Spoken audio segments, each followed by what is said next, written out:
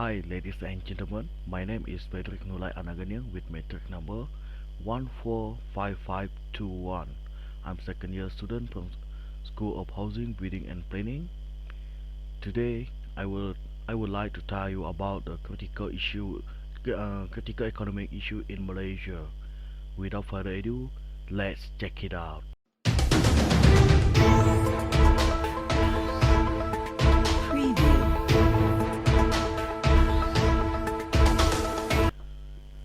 Since gaining independence in 1957, Malaysia has successfully diversified its economy from one that was initially agriculture and commodity based to one that now plays host to robust manufacturing and service sectors, which have propelled the country to become a leading exporter of electrical appliances, parts and components.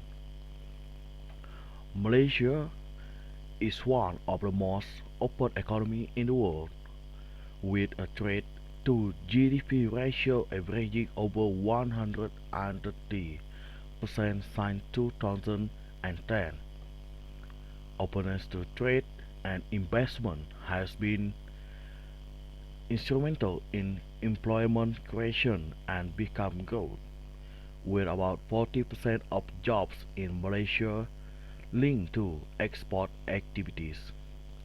After the Asian financial crisis of 1997 until 1998, Malaysia economy has been on an upward trajectory, averaging growth of 5.4% since 2010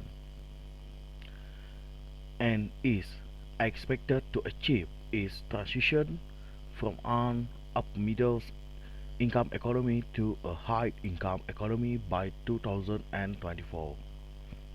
However, the COVID-19 pandemic has had a major economic impact on Malaysia, particularly on vulnerable households, having revised its national poverty line in July 2020. 5.6% of Malaysian households are currently living in absolute poverty. The government is focused on addressing the well-being of poorest 40% of the population.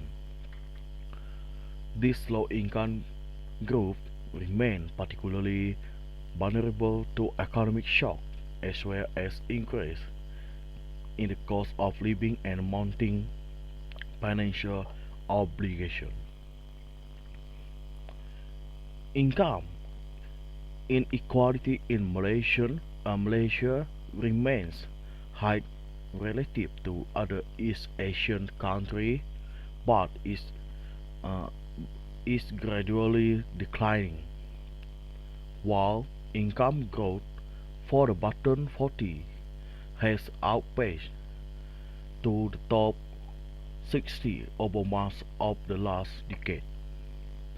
The absolute gap across income groups has increased, contributing to widespread perception of the poor being left behind. Following the removal of broad-based subsidies, the government has gradually moved toward more targeted measures to support the poor and vulnerable, mainly in the form of cash transfer to low-income households. Malaysia's near-term economic outlook will be more dependent than usual on government measures to sustain private sector activity as the shock of COVID-19 pandemic reduced export-led growth and as a depleted fiscal space limits public investment-led expansion. Over the long term, Malaysia coverage with high-income economies, incremental growth will depend less on factor accumulation and more on pricing productivities to sustain higher potential growth, while significant Malaysia's rising productivity growth over the past 25 years has been below that of several global regional competitors. Ongoing reform efforts to tackle key structural constraints will be vital to support and sustain Malaysia's development path. According to the World Bank Human Capital Index, Malaysia ranked 55 out of 157 countries to fully realize its human potential and fulfill the country's aspiration of achieving the high income and developed country status. Malaysia needs to advance further in education, health and nutrition, and social protection outcomes. Key priority areas include enhancing the quality of schooling to improve learning outcomes, rethinking nutritional intervention to reduce childhood stunting, and providing adequate social welfare protection for household investment in human capital formation.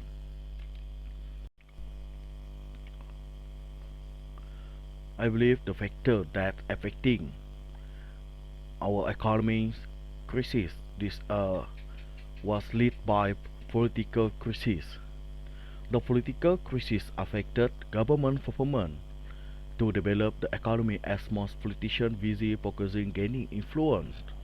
This is a serve damage to our country economy as the crisis does not ensuring security and promising environment for the foreign country to establish trading fact or to the foreign investor. This is what we can see at the early 2020.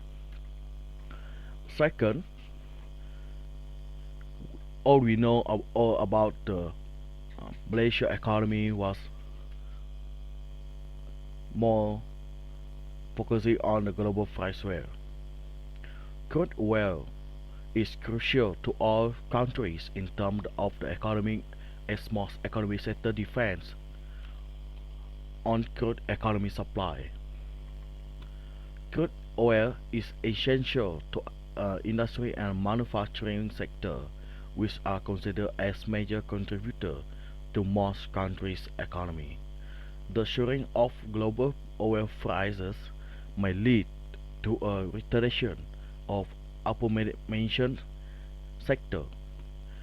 The increasing global oil prices cause generally input costs to increase. Private business or corporate will reduce the output product or sell the product with a high prices. Thus, demands for the product will keep diminishing and affect the economy. Next, what the government need to do? Government need to restructuring our economy. This is 2021, 2021. We it's hard for us to on focusing on agriculture sectors. We need to shift our focus blue collar sectors to white collar sector. Generally occur in an urban region. It is a positive economic transition as it provides greater efficiency, job opportunities and enhanced competitiveness. However, this transition is only benefiting, benefiting the high skilled workers as low skilled workers depend on physical works such as construction and manufacturing. Other than that, um, Government need to increase the outflow of foreign capital out of the country. Foreign capitals are mostly assets that are in trust and invested by foreign investors to a particular country. The capital outflows happen if foreign and domestic investors sell their holding in particular country. Capital outflows generally occur as a result of uncertainty in the economy of the country. That's all from me. Thank you.